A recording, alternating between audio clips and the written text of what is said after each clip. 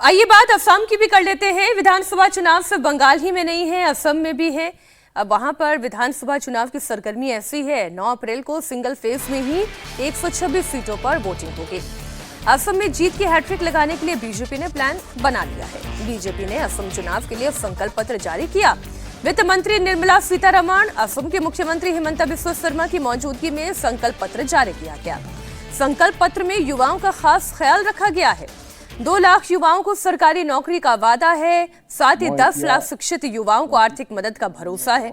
इस मौके पर हिमंता बिस्वा शर्मा ने कहा कि डबल इंजन की सरकार में असम ने जबरदस्त विकास किया, जो पिछले 6 दशकों में कांग्रेस की सरकार नहीं कर पाई। असम ऐसा एक प्रदेश है जो प्रदेश में प्रधानमंत्री नरेंद्र मोदी जी का डबल इंजन सरकार का कार्यकलाप, साथ में जो एक सफलतम प्रयोग, इसको साफ दिखाई देते हैं। Because this manifesto is to build on a decade of delivery.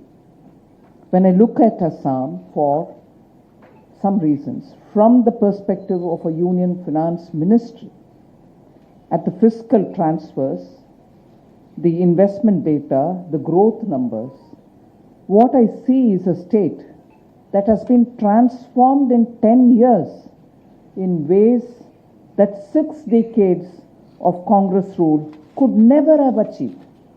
That is the kind of achievement Assam has seen in the last 10 years. Ajay ji, अगर हिमंता बिस्वा शर्मा की हैट्रिक, बीजेपी की हैट्रिक और उनका सेकेंड टर्म, सबसे स्ट्रॉन्ग पॉइंट्स क्या हैं जो उनके लिए वर्क कर रहे हैं, बीजेपी के लिए काम कर रहे हैं? देखिए, बीजेपी के पक्ष में हमेशा वहाँ दोनों चुनाव जो बीजेपी जीती है एक ही चीज काम करती है, और वो पहला चुनाव था वो 15 साल की थोड़ी एंटी इनकम्बेंसी भी थी, लगातार 15 साल, और एक ही व्यक्ति तरुण गोगोई ही मुख्यमंत्री रहे थे। मुख्यमंत्री भी बदला गया होता तो थोड़ा वो बट जाता, थोड़ा एंटी इनकम्बेंसी बट जाती, लेकिन एक ही व्यक्ति 15 साल मुख्यमंत्री रहे तो वो एंटी इनकम्बेंसी थी।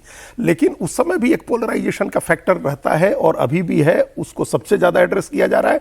घोषणा पत्र में तो हर व्यक्ति अच्छी अच्छी बातें कहता है, वो अच्छी बातें कही गई हैं, लेकिन मुख्य रूप से जो पोलराइजेशन का है वहां 34% के करीब मुस्लिम वोट हैं।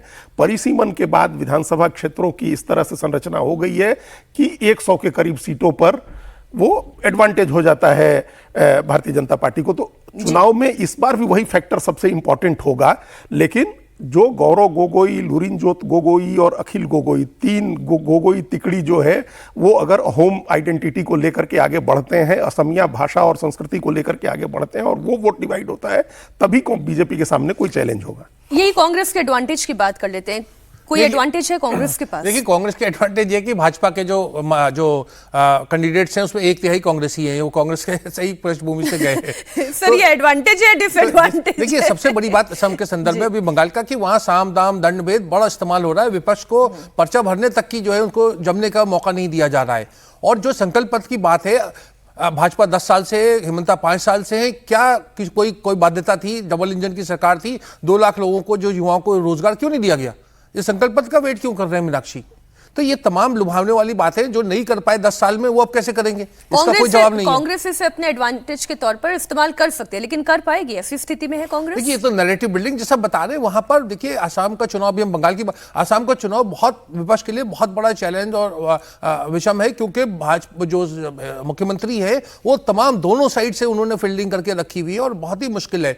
इतने लोगों का भगदड़ मचना, लोग क्यों चुनाव का वेट कर रहे थे? अगर पार्टी छोड़नी थी तो पहले भी छोड़ सकते थे, लेकिन ऐन समय ऐसा करना, तो पूरा उन्होंने तैयारी करके रखी हुई है। और मैं कह रहा हूं, जितने भी तरीके के हथकंडे हो सकते हैं तमाम उन्होंने अपनाए हैं।